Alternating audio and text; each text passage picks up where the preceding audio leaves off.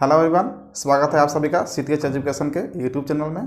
आज हम लोग बात करेंगे पृथ्वी की आंतरिक संरचना का और इसमें जानेंगे कि कौन कौन से इम्पोर्टेंट पॉइंट्स हैं जहां से एग्जाम में क्वेश्चन किए जाते हैं। सबसे पहले हम लोग बात करेंगे पृथ्वी के कुछ फैक्चुअल डेटा का। तो पृथ्वी के बारे में कहा गया है कि पृथ्वी गोल है। क्वेश्चन पूछा जाता है कि पृथ्वी गोल है, ये किसका कथन है। तो आप जानते होंगे उन वैज्ञानिक का बहुत अच्छे से, जो मैथ में बहुत सारा प्रमेय दिए हुए हैं। उनका नाम है पाइथागोरस। पाइथागोरस ने सबसे पहले बताया कि पृथ्वी गोल है और स्वतंत्र रूप से आकाश में लटकी हुई है। तो ये क्वेश्चन आपको यहाँ से बनता है, ऑप्शन में आपको पाइथागोरस मिल जाएगा। सेकेंड क्वेश्चन बनता है कि पृथ्वी का आकार नारंगी के समान है, ये किसने कहा था। तो न्यूटन ने ये साबित किया था। न्यूटन ने साबित किया था कि पृथ्वी का आकार जो है वो नारंगी के समान है। तो ये कुछ फैक्चुअल डेटा हो गया। पृथ्वी की आंतरिक त्रिज्या के बारे में बात करें। पृथ्वी की त्रिज्या की बात करें तो आपको 6371 किलोमीटर बुक्स में मिलता है। कहीं कहीं 6370 किलोमीटर भी मिलता है, लेकिन मैक्सिमम आपको 6371 किलोमीटर इसका त्रिज्या मिलेगा। तो ये कुछ फैक्चुअल डेटा हो गया पृथ्वी के बारे में। अब हम लोग बात करते हैं इसकी आंतरिक संरचना का। तो पृथ्वी की जो आंतरिक संरचना है वो जो है अदृश्य है, यानी कि वो दिखाई नहीं देता है और उसके अंदर जाना भी मनुष्य के लिए बहुत ही कठिन है। उसके बावजूद भी हमारे वैज्ञानिक ये पता करने में सक्षम रहे हैं कि पृथ्वी की आंतरिक संरचना किस प्रकार से होगी और वो किन स्रोतों पे इसके बारे में जानकारी प्राप्त किए, उसके बारे में बात करते हैं। तो जो स्रोत उनको मिला वो दो तरह का स्रोत मिला, अप्राकृतिक स्रोत और प्राकृतिक स्रोत। इन दो स्रोतों के आधार पर वैज्ञानिकों ने ये पता करने में सफलता हासिल की कि पृथ्वी की आंतरिक संरचना किस प्रकार की होगी, पृथ्वी की बनावट अंदर से किस प्रकार की है। तो सबसे पहले हम लोग इसके बारे में बात करते हैं कि इसकी आंतरिक संरचना के स्रोतों के बारे में। तो पहला स्रोत है अप्राकृतिक स्रोत। पहला स्रोत में आपका अप्राकृतिक में मिलता है हमारा घनत्व।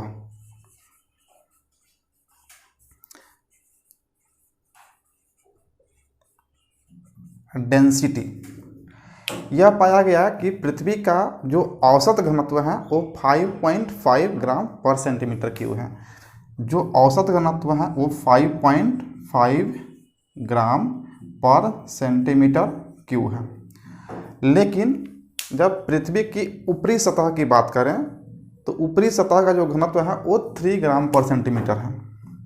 ऊपरी सतह की बात करें तो 3 ग्राम पर सेंटीमीटर क्यूब है, लेकिन औसत घनत्व 5.5 ग्राम पर सेंटीमीटर क्यूब मिलता है। इससे पता चलता है कि अंदर में जो है ना पृथ्वी की आंतरिक भाग का जो है ना घनत्व और भी ज़्यादा होगा। कहीं कहीं ये बताया जाता है कि पृथ्वी का जो आंतरिक भाग है वो लोहे का बना है, लेकिन लोहे का जो घनत्व होता है वो 8 ग्राम पर सेंटीमीटर क्यूब होता है और यहाँ पे इसका औसत है 5.5 ग्राम पर सेंटीमीटर। लेकिन उसके जो इंटरनल कोर का पार्ट का बात करें, पृथ्वी के कोर का घनत्व, तो वो आपको प्राप्त होता है 13.6 ग्राम पर सेंटीमीटर क्यूब। तो लोहा भी यहाँ पे नहीं होता है, क्योंकि लोहा का मैक्सिमम 8 होता है। तो ये पता चलता है कुछ स्रोतों से कि पृथ्वी पर अधिक दबाव के कारण, प्रेशर के कारण जो है ना उसका आयतन कम हो गया, जिसके कारण उसका घनत्व बढ़ गया। और हम लोग जानते हैं कि द्रव्यमान बराबर होता है आयतन गुना घनत्व, क्योंकि जब इसका आयतन क्या होगा घटेगा तो घनत्व क्या होगा बढ़ जाएगा। तो प्रेशर के वजह से जो है ना इसका आयतन क्या हो गया घट गया और घनत्व बढ़ गया। इसीलिए इसके आंतरिक भाग का घनत्व कितना हो गया 13.6 ग्राम पर सेंटीमीटर क्यूब, जबकि ऊपरी घनत्व क्या है 3.0 ग्राम पर सेंटीमीटर क्यूब। और क्वेश्चन आपको यहाँ से पूछता है कि पृथ्वी का औसत घनत्व कितना है, तो इसे याद रखेंगे 5.5 ग्राम पर सेंटीमीटर क्यूब। ये तो हो गया घनत्व के बारे में। तो इससे ये पता चलता है कंक्लूजन देखिए कि ऊपर से नीचे की तरफ जाने पे घनत्व क्या होता है, बढ़ते जाता है। पृथ्वी के अंदर वाले भाग में, आंतरिक भाग में जाने पे घनत्व बढ़ते जाता है। नेक्स्ट इसका जो है ना अप्राकृतिक स्रोत में आता है आपका दाब, जिसे इंग्लिश में प्रेशर बोला जाता है, प्रेशर। अब क्या होता है कि पृथ्वी पर बहुत सारे जीव जंतु, बहुत सारे चट्टान हैं, बहुत सारे इंसान हैं, बहुत सारे प्रकार के जो है ना यहाँ पे वस्तुएं हैं, जिसके कारण पृथ्वी पर दबाव बढ़ते जा रहा है। दबाव बढ़ रहा है तो घनत्व भी इसका बढ़ रहा है, डेंसिटी भी बढ़ रहा है। तो जैसे जैसे इस पे प्रेशर बढ़ेगा वैसे वैसे डेंसिटी भी बढ़ते जाता है। तो ये भी एक हमको अप्राकृतिक स्रोत से ये कुछ जानकारी मिलता है कि जैसे जैसे प्रेशर बढ़ेगा वैसे वैसे डेंसिटी उसका बढ़ते जाएगा, और ये दोनों एक दूसरे के प्रोपोर्शनल होते हैं। और एक और अप्राकृतिक स्रोत मिलता है जिससे तापक्रम, तापक्रम दैट मीन्स कि टेम्परेचर। टेम्परेचर हम लोग पाए कि पर 32 मीटर पे 1 डिग्री सेल्सियस टेम्परेचर बढ़ जाता है नीचे जाने पे, यानी कि नीचे जाएंगे तो 32 मीटर नीचे जाएंगे तो इस पर जो है ना 1 डिग्री सेल्सियस टेम्परेचर में वृद्धि हो जाएगी। तो ये कुछ 3 अप्राकृतिक स्रोत मिले कि घनत्व बढ़ा, और पृथ्वी का औसत घनत्व कितना हो गया 5.5 ग्राम पर सेंटीमीटर क्यूब। प्रेशर बढ़ता है जिससे डेंसिटी भी बढ़ता है, और प्रेशर बढ़ेगा तो टेम्परेचर भी बढ़ेगा। और टेम्परेचर कितना बढ़ेगा तो पर 32 मीटर पे 1 डिग्री सेल्सियस आपका टेम्परेचर बढ़ जाएगा। ये क्वेश्चन आपका इम्पोर्टेंट बनता है।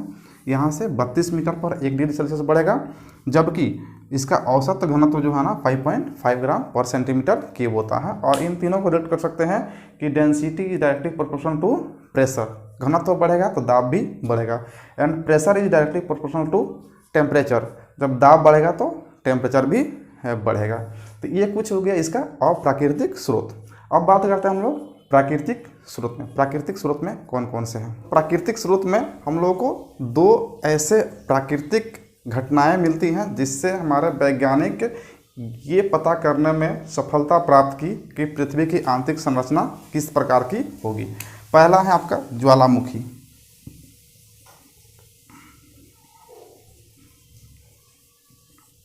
पहला हो गया ज्वालामुखी, इंग्लिश में इसे वोल्केनो बोलते हैं।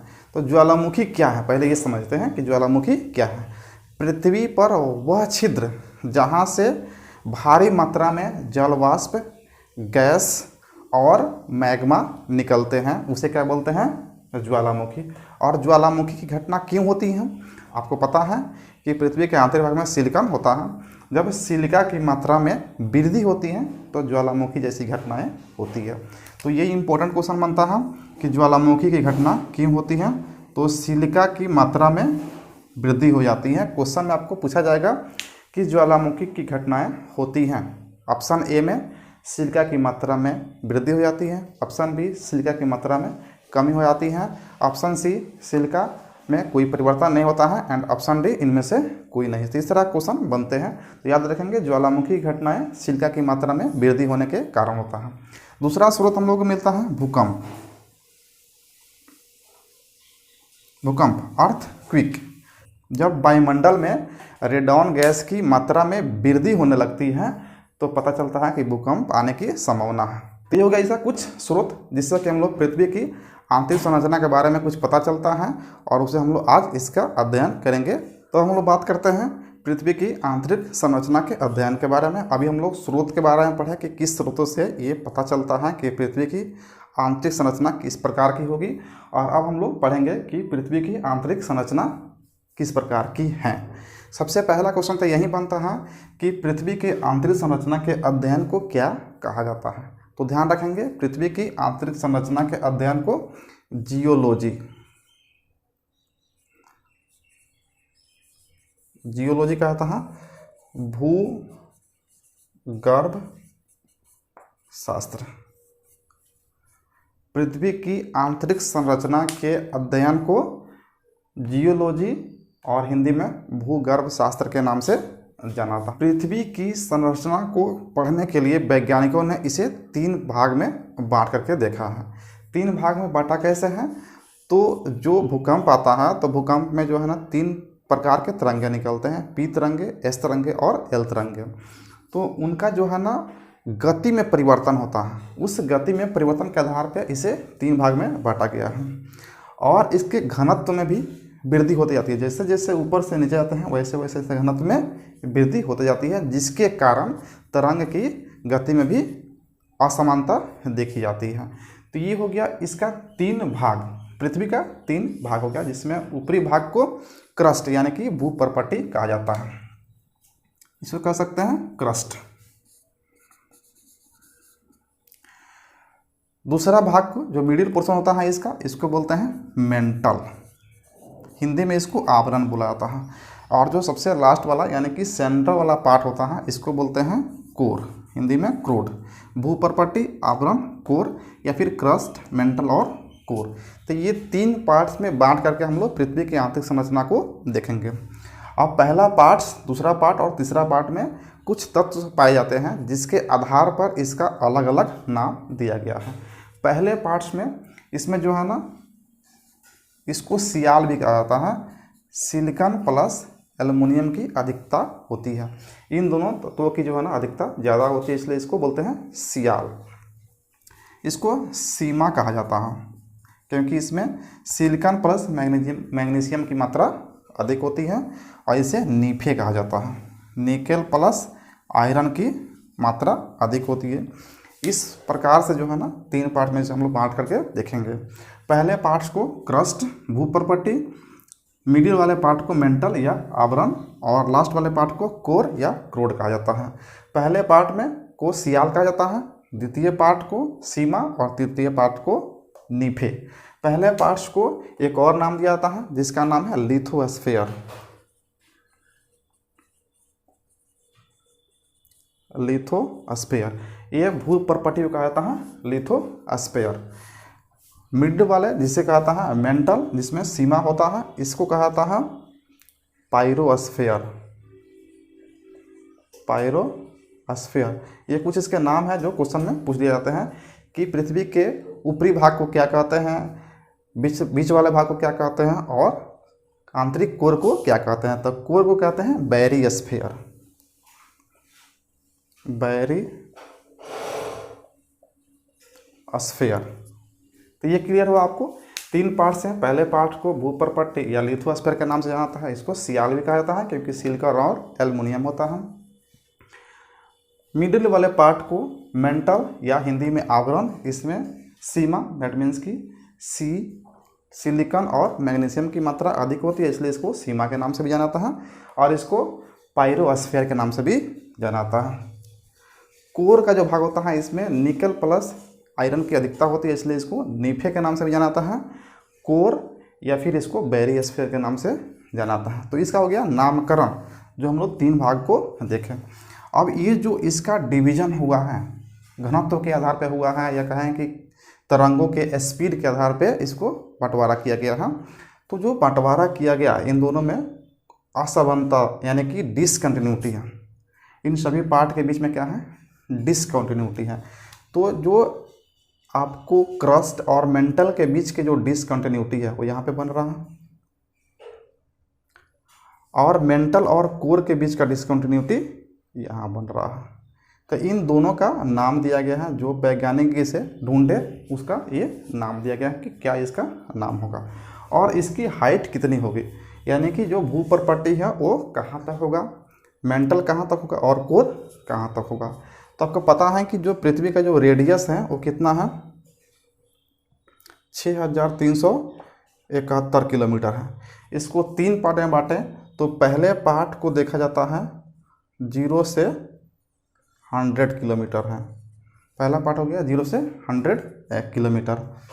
मिडिल वाला जो पार्ट है इसको देखा जाता है कि 100 to 2900 किलोमीटर, और 29 के बाद क्या हो जाता है आपका कोर हो जाता है और होता है 6371 किलोमीटर तक पाया जाता है। अब बात हम लोग करते हैं इस डिसकंटिन्यूटी के बारे में। तो दो डिसकंटिन्यूटी बनता है इन तीनों पार्ट में। कौन कौन? तो क्रस्ट और मेंटल के बीच में एक डिसकंटिन्यूटी बनता है, मेंटल और कोर के बीच में एक डिसकंटिन्यूटी बनता है। तो इस डिसकंटिन्यूटी से आपका क्वेश्चन बनता है एग्जाम में कि क्रस्ट और मेंटल के बीच की डिसकंटिन्यूटी को क्या कहा जाता है, और मेंटल और कोर के बीच की डिसकंटिन्यूटी को क्या कहता है। तो क्रस्ट और मेंटल के बीच की डिसकंटिन्यूटी को मोहो। तो क्रस्ट और मेंटल के बीच का जो डिसकंटिन्यूटी है उसका नाम क्या है, मोहो। अब देखते हैं कि मेंटल और कोर के बीच की डिसकंटिन्यूटी है उसका नाम क्या है। इसका नाम है आपका गुटेनबर्ग।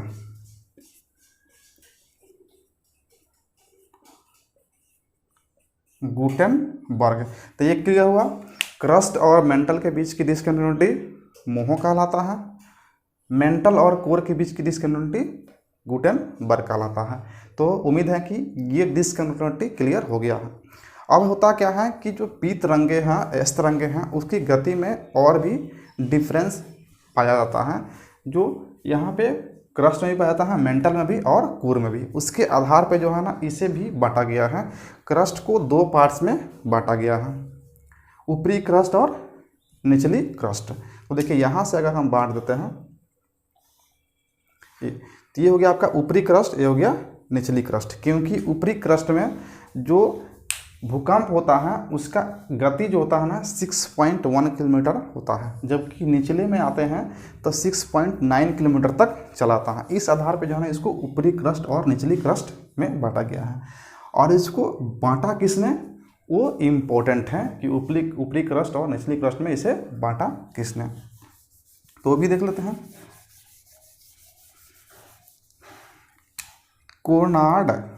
कोनराड नाम के वैज्ञानिक ने इस डिसकंटिन्यूटी को डिवाइड किया तरंगों के स्पीड के आधार पे, भूकंप के स्पीड के आधार पे। तो इस डिसकंटिन्यूटी को कहा जाता है कोनराड। कहीं कहीं कोनाड भी मिलेगा आपको, कोनाड। तो ये ध्यान रखेंगे। एक हो गया ऊपरी क्रस्ट और निचली क्रस्ट के बीच का हो गया कोनाड। नेक्स्ट हम देखते हैं कि उसी आधार पे जो है ना आप मेंटल को भी बांट सकते हैं। दो पार्ट्स में इसको भी बांटा गया है। तो मेंटल्स को जो बांटते हैं अब, तो यहाँ भी एक डिसकंटिन्यूटी बनता है और इस डिसकंटिन्यूटी का नाम है रेपेटी। और कोर के बीच में भी डिसकंटिन्यूटी है। तो कोर के बीच में जो डिसकंटिन्यूटी यहाँ बनता है इसका नाम है आपका लेहमैन। तो उम्मीद है कि आपको यह क्लियर हो रहा होगा कि क्रस्ट और क्रस्ट के बीच में जो डिसकंटिन्यूटी बनता है उसका नाम है कोनराड, और मेंटल के बीच में जो डिसकंटिन्यूटी बनता है उसका नाम है रेपेटी, और कोर के बीच में जो डिसकंटिन्यूटी बनता है उसका नाम है लेहमैन। तो ये 5 डिसकंटिन्यूटी है। पहले हम लोग 2 को देखेंगे, मोहो और गुटेनबर्ग को, और बाद में 3 है कोनराड, रेपेटी और लेहमैन। तो ये सेम नाम पे जो है ना ऊपरी और निचली परत का है, और ये डिफरेंट नाम का है 5। अब इसे याद कैसे रखेंगे उसके बारे में हम लोग देखेंगे आगे। इसको देखते हैं कि कैसे हम लोग आसानी से इसे याद रखेंगे। तो ये हो गया आपका कुछ पृथ्वी की आंतरिक संरचना के बारे में इंपॉर्टेंट पॉइंट्स। अब इसको हम लोग निष्कर्ष निकालेंगे, समराइज करेंगे कि हमें इसमें क्या क्या पॉइंट इंपॉर्टेंट हैं जो एग्जाम में क्वेश्चन पूछे जाते हैं, और उसको हम लोग आसानी से हल कर पाएँ बिना कठिनाई के। तो आइए सबसे पहले हम लोग इसकी निष्कर्ष को देखते हैं कि हम लोग अभी तक क्या क्या पढ़े और क्या इसमें इंपॉर्टेंट है जिसे हमें ध्यान में रखना चाहिए। तो हम लोग इसको देखते हैं, इसका निष्कर्ष क्या निकला। हम लोग इतना जो डिस्कशन किए, इस वीडियो का कंप्लीट जो निष्कर्षण है जिससे क्वेश्चन पूछे जाते हैं वो इम्पोर्टेंट पॉइंट कुछ देख लेते हैं। तो फर्स्ट पॉइंट हम लोग देखें कि पृथ्वी गोल है और आकाश में स्वतंत्र रूप से लटकी हुई है। ये किसका कथन है, तो पाइथागोरस का। सेकंड पॉइंट, पृथ्वी का आकार नारंगी के समान है, किसने कहा, न्यूटन ने। थर्ड पॉइंट, पृथ्वी का औसत घनत्व 5.5 ग्राम पर सेंटीमीटर क्यूब है, इसे याद रखेंगे। नेक्स्ट बनता है, पृथ्वी के अंदर 32 मीटर जाने पर 1 डिग्री सेल्सियस में वृद्धि हो जाती है, और 1 किलोमीटर जाने पे लगभग 12 डिग्री सेंटीग्रेड की वृद्धि हो जाती है। अब इसमें हम लोग जो पृथ्वी की आंतरिक संरचना को 3 भाग में बांट करके देखें, तो 3 भाग में बांटे तो उसमें बीच में 2 डिसकंटिन्यूटी बना था, भूपर्पट्टी आवरण और क्रोड के बीच में। तो भूपर्पट्टी यानी क्रस्ट, और यहाँ पे गलती हो गया है, यहाँ पे लिख लेंगे मेंटल।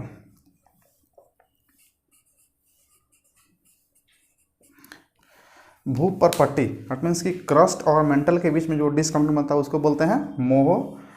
मेंटल और कोर के बीच में जो डिसकंटिन्यूटी बनता है उसको क्या बोलते हैं, गुटेनबर्ग। और भूपर्पट्टी, ऊपरी भूपर्पट्टी यानी कि ऊपरी क्रस्ट और निचली क्रस्ट के बीच में कोनराड डिसकंटिन्यूटी। ऊपरी मेंटल और निचली मेंटल के बीच में रेपेटी। ऊपरी कोर और निचली कोर के बीच में लेहमैन डिसकंटिन्यूटी बनता है। अब इस डिसकंटिन्यूटी को हम लोग याद कैसे रखेंगे वो भी देख लेते हैं। यहाँ पे आप इसे नोट कर लीजिए, को मोरे गुट्टा ले है। तो ये डिसकंटिन्यूटी याद करने का ट्रिक हो गया, इसे आप ट्रिक लिख लें। ये हो गया आपका ट्रिक। को मोरे गुट्टा ले है, को से हो गया कोनार्ड, मो से हो गया मोहो, रे से हो गया रेपेटी, गुट्टा से हो गया गुटेनबर्ग और ले से हो गया लेहमैन। तो को मोरे गुट्टा ले है, ये आपका ट्रिक हो गया, आप इसे याद रखेंगे, डिसकंटिन्यूटी आपका याद रहेगा। और पहले जो पार्ट होता है भूपर्पट्टी क्रस्ट, इसको लिथोस्फीयर के नाम से जाना जाता है। मेंटल आवरण को पायरोस्फीयर के नाम से जाना जाता है और क्रोड को जो है ना बैरियोस्फीयर के नाम से जाना जाता है। तो ये इसका निष्कर्ष हुआ इस वीडियो का, ये जो इम्पोर्टेंट पॉइंट्स है जहाँ से क्वेश्चन किए जाते हैं। तो उम्मीद है कि ये वीडियो आपको समझ में आया होगा। यदि समझ में आता है तो आप लाइक, कमेंट और शेयर ज़रूर करें और ये बताएं कि आपको वीडियो कैसा लगा। मिलते हैं नेक्स्ट वीडियो में, तब तक के लिए धन्यवाद।